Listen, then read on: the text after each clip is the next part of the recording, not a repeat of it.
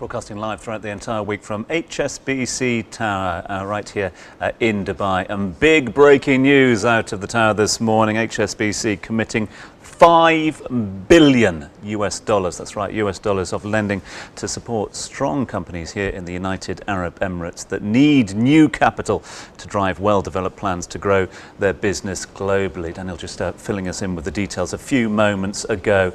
That news now filtering down amongst many of the news organisations, not just here in the region but worldwide, and it will be a huge fillip for people to not just only maintain their businesses here but also look at opportunities here in the UAE. We want to dive into this a little bit deeper, get a little bit of legal insight if we can. So absolute pleasure to welcome to our broadcast position the managing partner of Al Tamimi and Co. Sama Qudah joins us this morning. Sama, thank you so much indeed for your time. No problem, thanks for having me. Big announcement for a Sunday morning, first day in, first few hours of Sunday morning. Give us a little bit of legal insight, your reaction, if you like, on the importance of growing foreign investment here in the UAE, specifically at this time.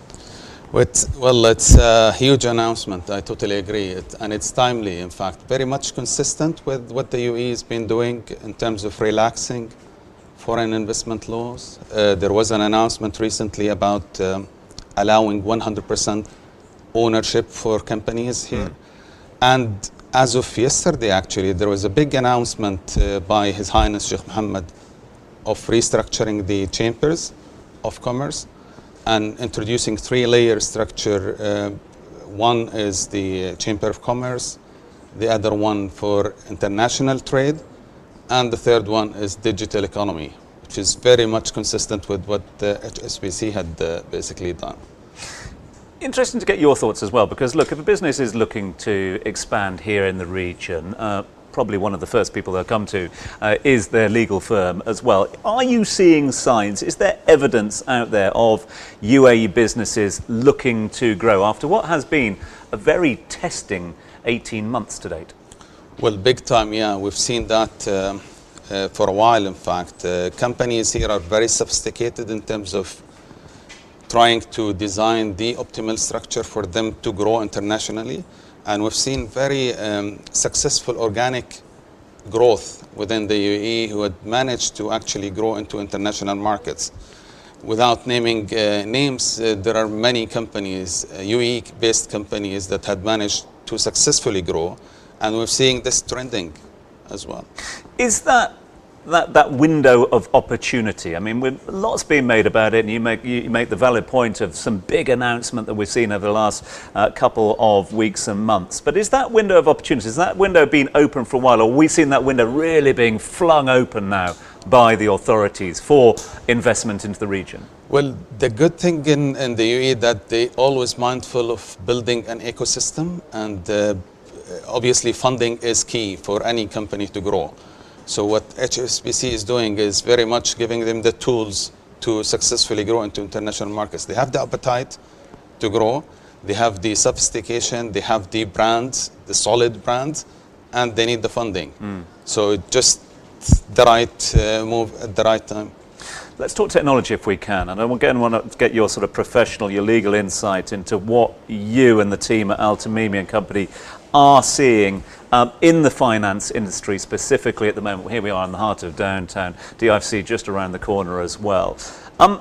Technology playing its part in so many different areas of the world, so many industries as well. Are we seeing a ramp up in technology and its relationship with the regulatory framework that so many people are calling for worldwide, but specifically here to grow business? Well, absolutely. I mean, digital transformation, like you rightly said, is cuts across all businesses, and in the finance industry in particular, we've seen actually regulators becoming more and more mindful of these changes, and the fintech is one of them, be it the IFC or ADGM or the central bank. They're very much active in terms of introducing fintech regulations. We're not yet there, but it's very much moving in the right direction. And that, obviously, we talk about fintech as one of the growth areas for the future. When we talk about sort of traditional financial aspects here, none more so than remittances and the importance remittances are played, is it again imperative to, okay, look to the future, but also have the regulatory over the traditional sort of finance traditions here? Absolutely. Again, I mean, technology plays a big part in that, and it's very important to introduce regulations around that. It's happening, again, slowly but steadily. I want to get your thoughts, because we're getting a lot of text messages coming through this morning about foreign ownership. The 100% foreign ownership law that you mentioned, alluded to a little bit earlier on. In your opinion, in your professional opinion, what impact could that have on business here in the region? Well, it will have the right impact. It was intended actually to attract more foreign investment into the country. And this is very much what it will do. In fact, the idea is to attract certain sectors, certain industries, and this law very much gave the platform for attracting those foreign investments to the country. And are you seeing evidence of that already in the inquiries you're getting? Absolutely, absolutely. My team is extremely busy advising companies on how to structure their businesses here. And as I said, they come here to set up a holding structure and then grow from there to international markets.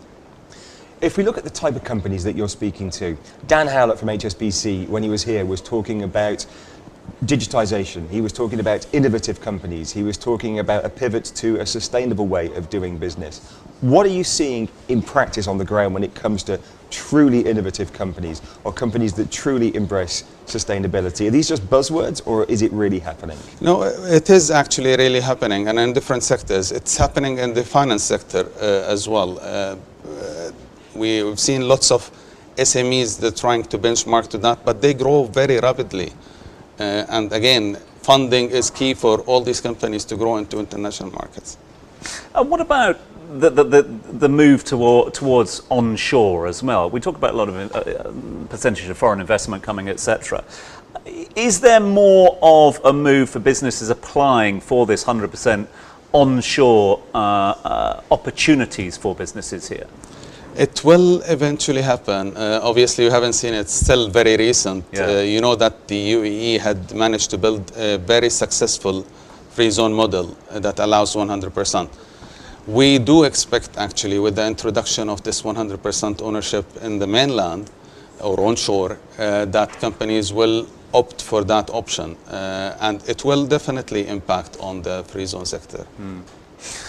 Another question I want to ask is about the region as a whole. This is a very bold initiative from HSBC focusing on companies, existing companies here in the UAE. We are seeing similar moves in other parts of the region as well. The Middle East as a whole and the focus for investment into the region per se, not just the UAE. Is that key? Is that something that you're seeing more evidence of? We are definitely seeing this, yeah. The relaxation of the FDI laws happened across all the GCC countries and to a greater part in other Middle Eastern countries. But remember, for the UAE and Dubai in particular, it's a hub.